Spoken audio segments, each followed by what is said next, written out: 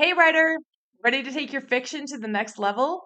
Whether you've just got a great idea or you're already stuck in the murky middle of writing your book, the Wicked Good Fiction Bootcamp I designed just for you. This 8-week self paced online course gives you the tools, the guidance, and the support you need to get to the end of your book and know that it is wicked good. Head to suzyvidori.com/bootcamp or follow the link in the show notes for more information and get started today. I'll see you inside where I'll be there to support you as you comment and share your work throughout the course.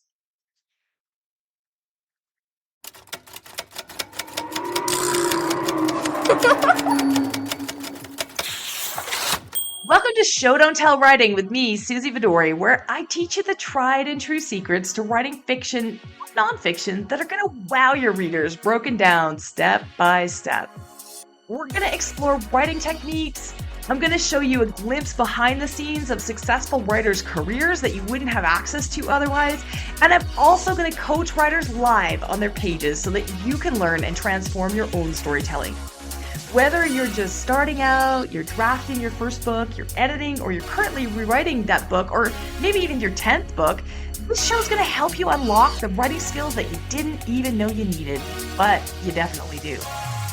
I'm so looking forward to helping you get your amazing ideas from your mind onto your pages in an exciting way for both you and your readers so that you can achieve your wildest writing dreams. And you're going to also have some fun doing it. Let's dive in. It's my extreme pleasure to sit down with Janet Fox this week on the Show Don't Tell Writing podcast, where I was dying for her to share with you all what it's really like to be a career author. Janet has published 13 books in her 25-year writing career with 7 major publishers under the names Janet Fox, Janet S. Fox, and J.S. Fox.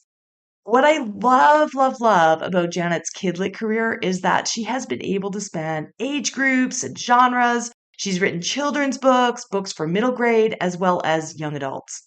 She's crossed genres from nonfiction to historical fiction to mystery, contemporary, sci-fi. Her latest book, The Mystery of Mystic Mountain, has been shortlisted for a major award, Best Juvenile with the Mystery Writers of America. This combination of achievements is incredibly rare in the industry, but that doesn't surprise me because it's Janet. She is such a light, a positive force, so generous with her time and energy to help other writers. If you're trying to break into the KidLit space, check out her membership and course program, Fox's Den, which goes deep. When she and I planned this episode, knowing that we were going to get to sit down together to record it, I asked her to share a behind the scenes glimpse into what her life as a creative and sustaining success over the years has been like, which has always been my vision for this podcast to give you access to info you're not going to find anywhere else. And boy, did she deliver in this episode. I feel so blessed to call Janet a friend, and I hope you all have as much fun listening to our conversation as I had diving deep with her on all the things. So I am over the moon today. I'm sitting here with Janet Fox, and we are going to talk about being a middle grade children's YA writer and the long game and this fantastic career that she has, that she's still doing. And I just wanted to congratulate you, Janet. We've been talking about this, right? And Thank you, Suzy. yeah, and because you just have been shortlisted for the Mystery Writers of America Best Juvenile for Mystery of Mystic Mountain. Was that a surprise? A total and complete over the moon, knock my socks off surprise. Yeah, exactly. And what does it mean to you? Like, what in this industry, we like to do a lot of behind the scenes stuff on the Show Don't Tell podcast. And so, what do these awards even mean to you? Oh, they mean so much. First of all, it's always validation, and it's validation from peers and people I don't know, people I have, very little connection with in everyday life. So they're people, they're judges that are anonymous to me, and especially for the Mystery Writers of America, which until recently, I was not a member of this. Oh, well, aren't you glad you joined then? Yes. So I just joined, and because of this award, even though I write everything I write has some sort of mystery element in it, this was a lovely surprise. Yeah, and you just mentioned that the judges are anonymous, and one of the really I find the most difficult thing about writing in middle grade and children's is that the judges are adults. And so your kids, I mean, kids love your books, and then you have to also make them accessible for the Yeah. people who are reviewing and judging Yeah. and knowing. And so that's tricky too. Do you find that? Yeah, now I have judged a few contests. I've won some things before, so I'm familiar with the whole process of both being a participant in this and in the judging end of it. And as an adult, judging middle grade or YA in the cases that I've been on a panel of judges, it's always a conversation with the other judges, and it's always coming at it from how does this best serve the reading community, whether that's a middle grade or young adult or whatever it is that you're looking at. And usually it's a huge stack of books. So to find myself in this finalist position is really pretty exciting. Oh, amazing, amazing. Okay. So, first things first, and then I want to dive into your extensive repertoire. But what are some of I mean, you've got books that span children's, like picture books, and then middle grade and YA, and you have published in lots of different genres, historical, spec fic, contemporary, nonfiction within that, because YA and middle grade aren't necessarily a genre per se. They're Right. like a category, an age category. Can you maybe just go through for our listeners, because this is one of the questions that I answer all the time. Sure. What makes a book children's versus middle grade versus YA? So picture books are more like poetry with very lean text, very few words, and it's a collaboration. I'm not an illustrator, so I'm just the writer. And it's a collaboration between what I write and what the illustrator brings to the work. And I have to keep that in mind, meaning that a lot of what you write in a picture book is very spare. It isn't committing to one way of looking at an idea. Middle grade, of course, is that middle span of 8 to 12-year-olds in middle school who love especially fantasy, but they just love to read.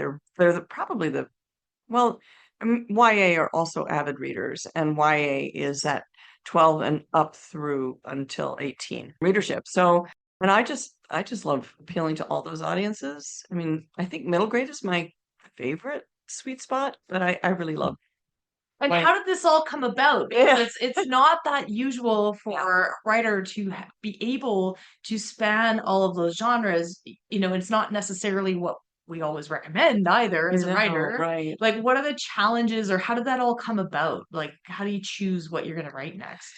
I go with my heart every time. If I have an idea for a story and I can't sort of make it feel like, yeah, yeah, yeah, I got to write this, Yeah.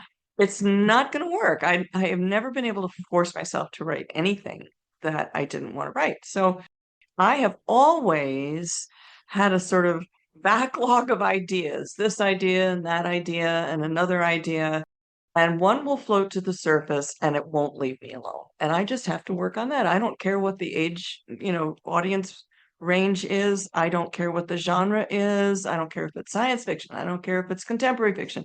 If that idea resonates, that's where I go. That's where I want to go. And I'll tell you a little story around that, if I may. Absolutely, please.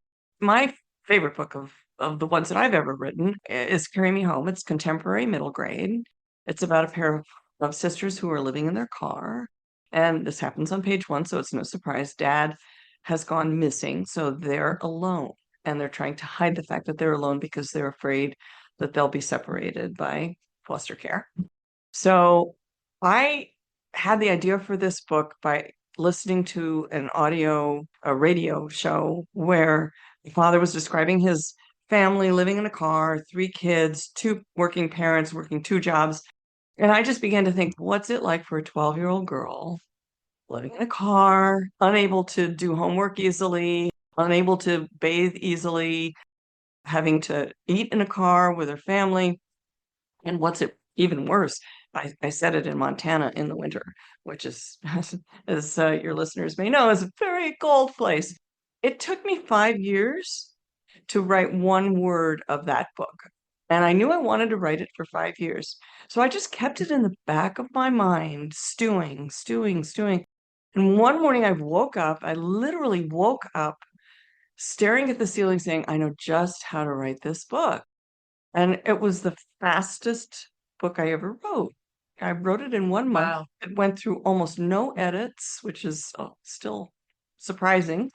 And because that's not the usual way of things. And it's my favorite book.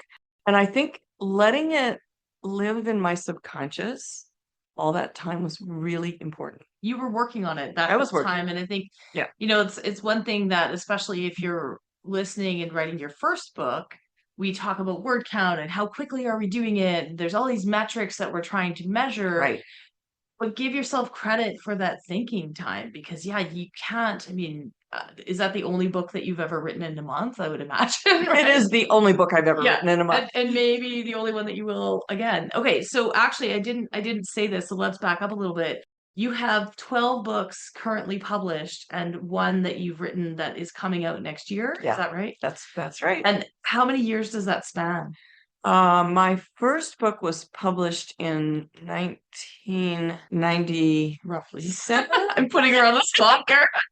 1997, we think? Yes, Look that up yes, later. we're pretty sure it's 1997 because Yeah. it came out in a newly revised edition in 2017, so that would be about right. I mean, if you could write a book every single month, then there'd be a lot more books in between. Yeah. Doesn't happen. Doesn't happen. No. And most of those are traditionally published. Yes. And so how does, I mean, this is the like behind the scenes stuff that is hard for people to figure out, but how does it go? Like, okay, Janet's like, this is the book I want to write. How does that go from what you decide, and how does that go through the process to getting publisher when you are as established as you are?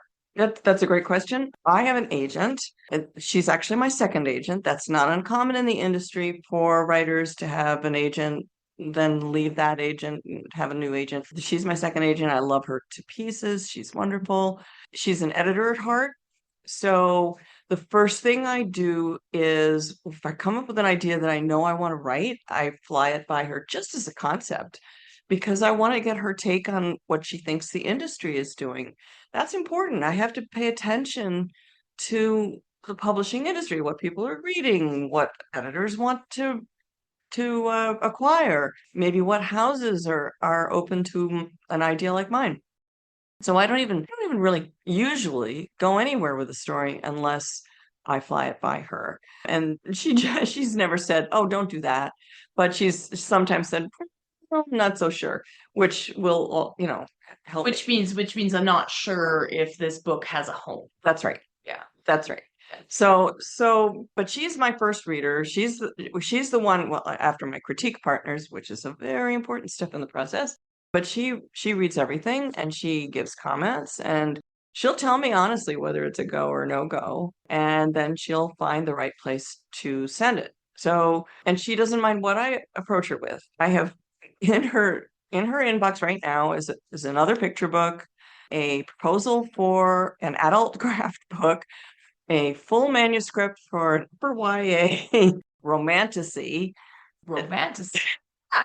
Yeah. And so, I just fly those things by her and she'll come back and say whether it's something she wants to pitch or not. Do you have one of those that you hope is? You don't have to share with us which one you hope she picks, but favorite. Do you play favorites with those ideas or the muse there? Well, I hope she takes all three. Yeah, right. I mean, I'm going to do the craft book no matter what, and she's already agreed to that because I gave her that's something that is sold on proposal, nonfiction. And actually, my very, very, very first book is a nonfiction book for middle graders, and that was before I had an agent. And I had this idea. My son is dyslexic, and so at the time I was trying to help him learn how to navigate middle grade school. And I had this idea for a book that I did not see on the shelves. So I researched how to write a book proposal and I did it on my own and I sold it to the first publishing house that I sent the proposal to. And so that was my first book. And so I know how to write proposal. I know how to do that. And I sent her a proposal for this new craft book that I want to write. And she said, it's great. It's great. She's put it on the back burner for reasons I can't say quite yet, but it's definitely a sellable project. So the other two, we'll see what she says. Yeah, absolutely. And I just love that. And for the actual fiction books, then you complete the whole book and then you pitch it to publishing houses that way. Sorry, submit it to publishing It's houses. actually different almost every time. At this point in my career, I know I have an editor at Simon and Schuster that I've worked with twice. And in the second book, which is The Mystery of Mystic Mountain, which has just been nominated for this award, I actually pitched the idea to her with like a 5 to 10 page summary of what I thought the book was going to be about. And she liked it enough to say, yeah, go ahead and write it. And then we assumed, because she said, yes, go ahead and write it, and she sent a contract, then it's pretty much a fait accompli, unless I really look it up. Awesome. Yeah, that's what I was asking, because I thought Yeah. you were saying, but yeah, sometimes when you become established, then yes, Yes. you can either write on, I mean, it's kind of a proposal. It's not a formal Right. proposal Right. the way that nonfiction is. Sometimes they'll ask for 50 pages or Right. something, but yeah. Exactly. Yeah. And I'm at it's not- that stage Yeah, now. that's awesome. Yeah. And I noticed too, because one of the things that I talk about a lot with writers is pen names, or writing under different names, or how difficult it can be. And, you've managed to leap over all of these different genres, right? But if you were to write an erotic book, perhaps that wouldn't work, right? But to write everything under the same name. And I just was going to ask you, because you do have the one speculative fiction that is written under J.S. Fox. And was there a reason for that, or is that just Yeah, it's an upper YA with a little more spice? And so I'm using that same pseudonym, if you will, or other name for the book that I just sent to Erin, my agent, because it too is a little spicy and may The even romanticy the one? romanticy, and may even push into the adult market. And because I write for very little kids with picture books and middle graders, I really feel like that's an important distinction to make. Yeah, you don't want parents or kids going to the library shelf and saying, "Oh, Janet Fox, I love that her book," Right. and pick that one up. Yeah, no.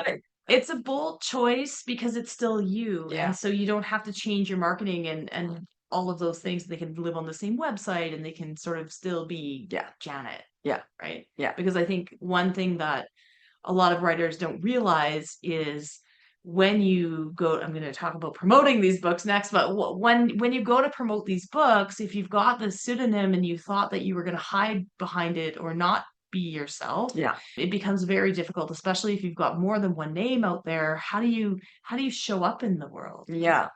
Well, I just want to be sure that I'm not, as you said, treading into those waters where younger readers then are appropriate to read that material would be able to find it as easily as Absolutely. and the older readers who want to read it.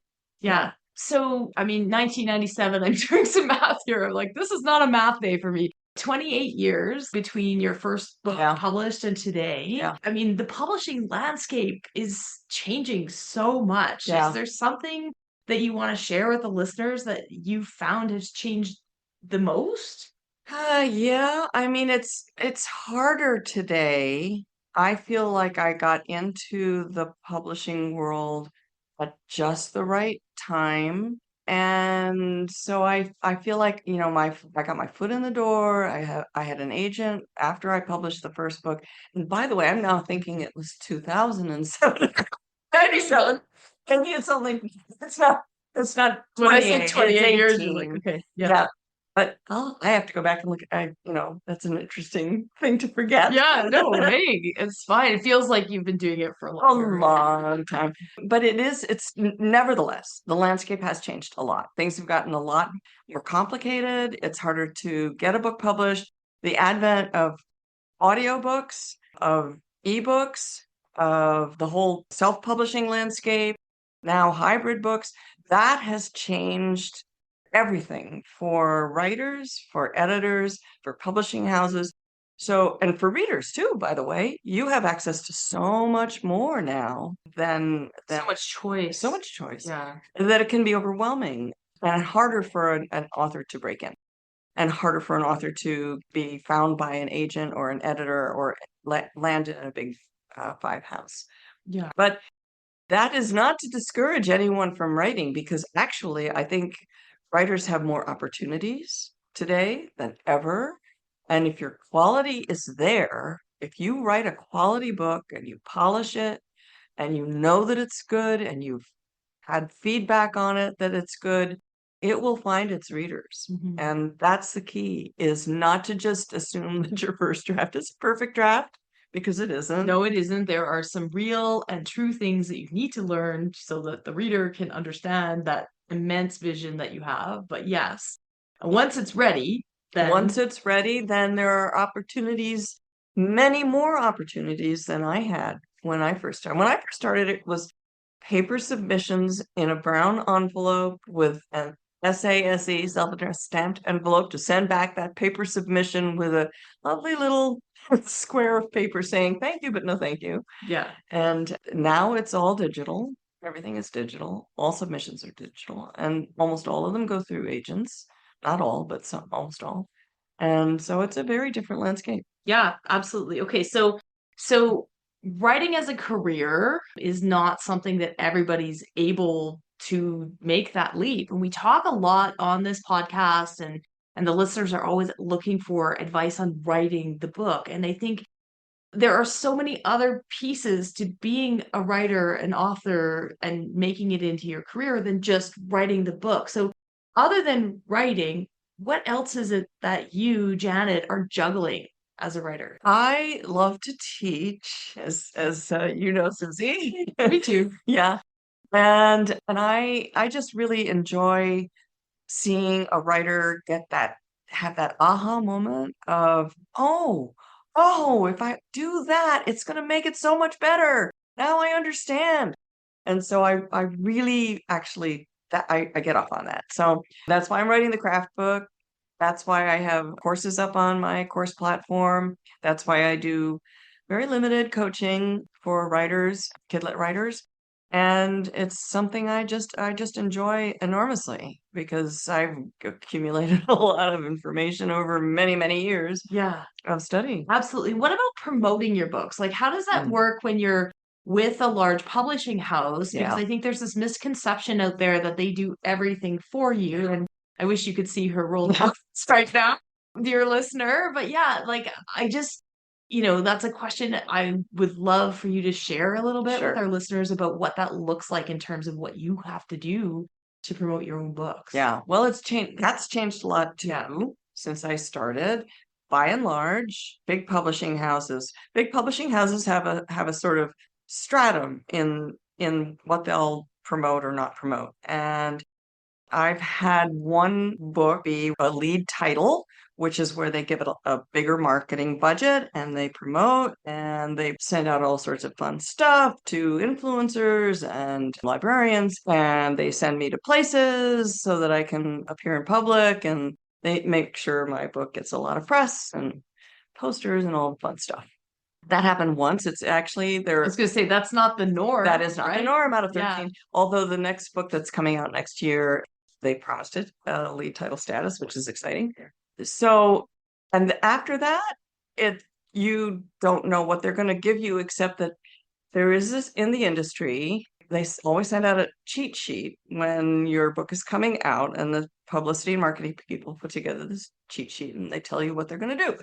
And I've now had enough of them that I've look at them and I say, oh, it's just a carbon copy of the last one. Yeah, right. And Yeah, do they feel empty, like in Yeah. terms of what? Yes, they feel like they're Yes. generated, and Yes. you're like, well, none of that's going to be. No, So when the rubber hits the road, what do you have to do to supplement it, or do you? How does that work? it's really difficult, because social media for a while, social media was a pretty good place to get the word out about books, but really isn't anymore. It's just Yeah, a it's mosh shouting pit. into a void. Exactly. Yeah. And beyond that, I've used a few people over the years, marketing people on my own, with my own money, putting money in that direction. And that's helped occasionally to get the word out. Like a like PR? Yeah, private firms that do this for authors, and it can be very expensive. I don't do the Yeah, sort you of have to top. be careful. And I also use PR, and but it's one thing that I talk with a lot about with writers, because yeah, you could be paying a stipend every month, and Right. whether you get stuff or not, or you could be, like I love working with PR agencies that are willing to, okay, if you offer you something and if you take it, you pay for it, those types of things. I mean, it's hard to find. It is hard to find, and it's hard to know whether you get a return on your investment at all. Yeah, it's not a one-to-one. It's not a one-to-one. It's very hard to gauge whether there isn't a good ROI. So again, and really, publishing companies don't have that marketing budget. They don't have the Anymore. personnel Yeah. anymore. So the other thing that I do is I do a lot of school visits when I can, and I do try to visit bookstores to sort of do it myself, to, be in front of people and let them know. We were just in a bookstore down the street this afternoon. Yeah, yeah, absolutely. And we've been having some chit chats over here about school visits and the changing landscape of school visits, That's because right. post pandemic, even schools don't have the budget to bring authors out the way that they once did. It's true. Yeah. Right. I It's have a changing. I have a booking agent that I've had for quite a while. She's very good about getting me into, and also conferences, teacher conferences, and the kinds of school, statewide conferences that feature kids coming in to listen to authors. Those are the things that can be most successful in terms of just raising the level of recognition for a book. Well, and for those of us who love to teach, there's a lot in it, right? Like Yes. it's super fun, and Yes. it's sort of, but it's one of those things. It's not just about writing the book. Mm-mm. There's all these other balls in the air to juggle when you Yeah. choose writing as your career.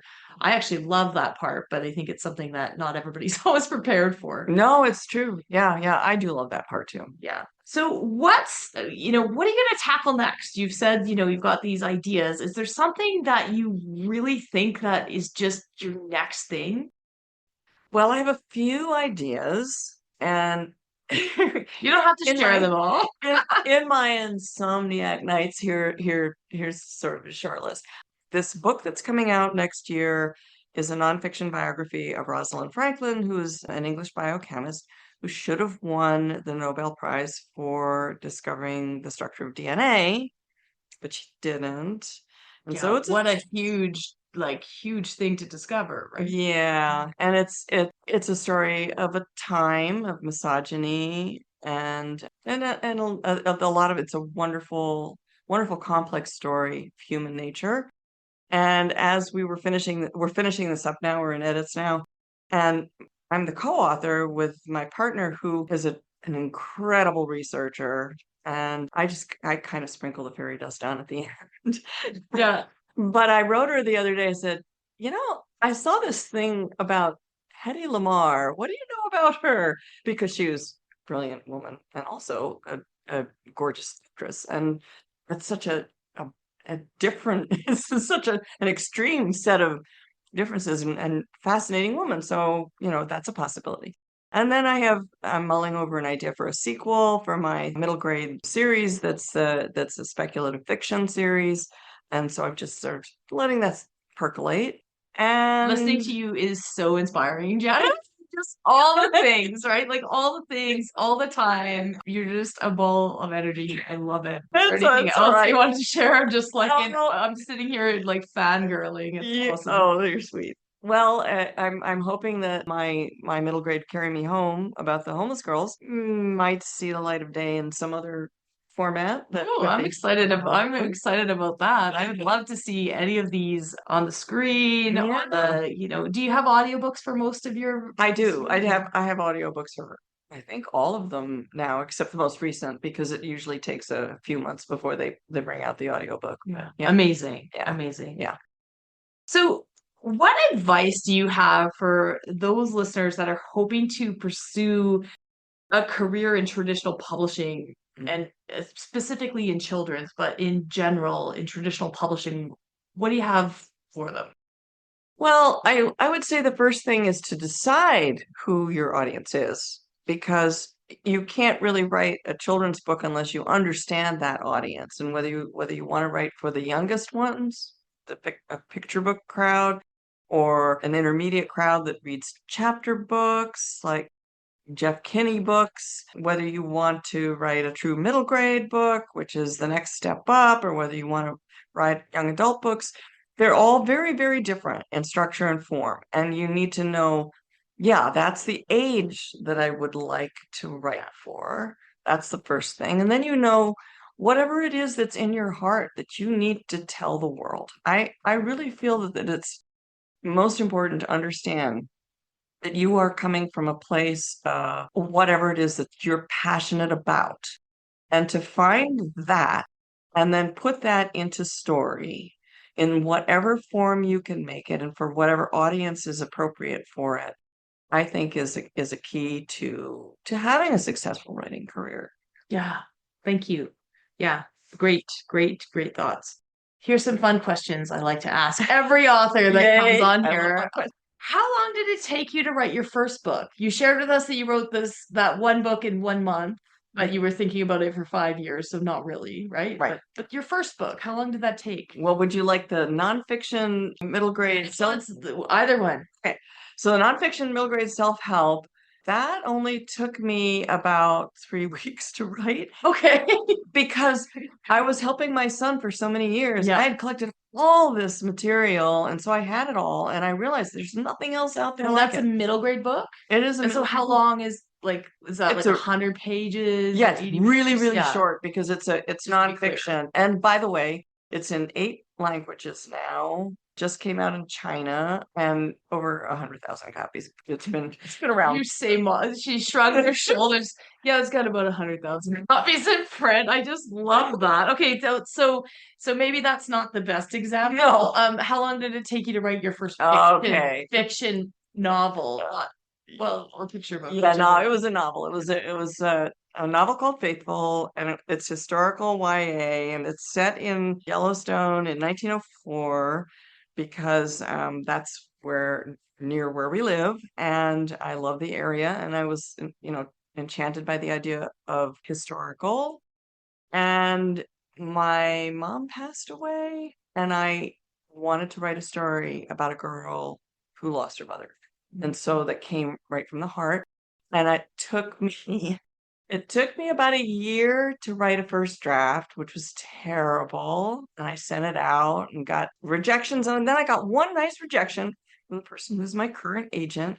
And she gave me some actual pointers in her rejection letter, which was a first. And I took them to heart. And 6 months later, I had revised according to those suggestions. And I found my first agent at a critique.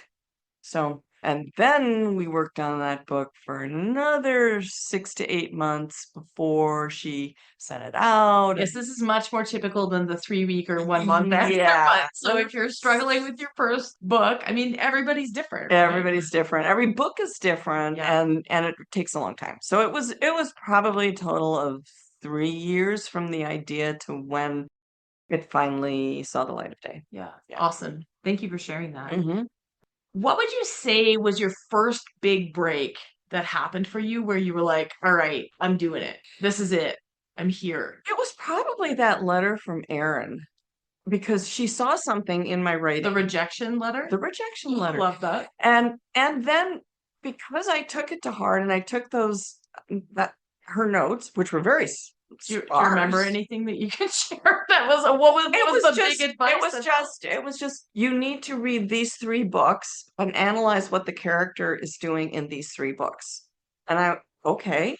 So they were fairly specific, but it was a 1-page letter. Awesome. It was nothing. But then a couple of months later, I had an opportunity to have a critique with what I thought wasn't going to be an editor. And at the conference, she announced that she was becoming an agent, and I went, oh no, because I thought that was a bad thing at the time, which it wasn't. And I had this critique, and I sat down at the table, and I'd had critiques before, and they were all painful. And I sat down at the table, and she reached across, she said, I want this book. And I went, holy cow. Yeah. This could be it. And then she said, how soon can you get the whole novel to me? And I was still working on this revision. And I said, how soon do you want it? She said, well, I'm moving into my new office in December. This was October. Can you have it to me before I move into my new office? I said, "Shh." And I almost couldn't get it done. So I called my friend Kathy Acknold, who's a Newbery winning author. And I said, Kathy, what do I do? And she said, you just write it as much as you can, get it As far as you can as take far it. as you can take it. And 3 days after she's in her office, give her enough time to unpack her bags. 3 days after she's in her office, you send her what you have and tell her the rest will be in her inbox in January because you don't want to wait. This is an Yeah. opportunity. Yeah. And that's not always the case. And you already had published books. I just had the one, Okay. just the one nonfiction. Yeah. So I did have a track record, and I had a couple of short stories in magazines Yeah. and that kind of thing. But I did exactly what Kathy advised me to do. And the day before Christmas, I got the phone call from Alyssa saying she would like to take me on as a client. So Even before the book was finished. yeah, even before the Did you book- finish it in January? I did finish it in You January. did finish it. It was a very busy Christmas break. very busy break. Okay. What is your best advice for new writers starting out on writing, on the process, on whatever it is that you want to share? If you were to do it again right now, Mhm. I think I had a very good path in that I sought out help early. I didn't try to do it all by myself. It was really important to me to connect with other writers and to connect in particular with people who knew a lot more about writing than I knew, like Kathy. And it just happened that we lived in the same town. It just happened that we became friends. And so she's a true mentor to me. And I think finding those mentors is really important. Finding those writers who will support you as you will support them. And then writing and writing and reading and reading and writing and reading and writing and reading. Those are the things that will get you off into a career in writing. amazing. Amazing. And you also have programs for writers. Do you I want to do. tell us a little bit about that? Sure. I have a number of courses up online that you can do on your own. They're short. Some of them are very short. Some of them are longer. And specific to KidLit. Specific to KidLit, although I have one program that is a kind of an introduction to writing that anybody could use and anybody could apply to any writing at all for any audience. And I do have a small group, but it's very small and it's very select. But I also have that program of courses that I provide that small group is also available as a do-it-yourself.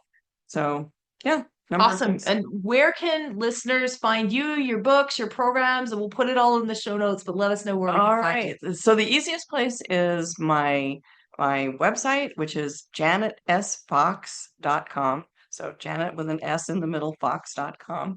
And that's it. Awesome. Thank you so much for being on the show today. Thank you for having me, Suzy. It's been fun.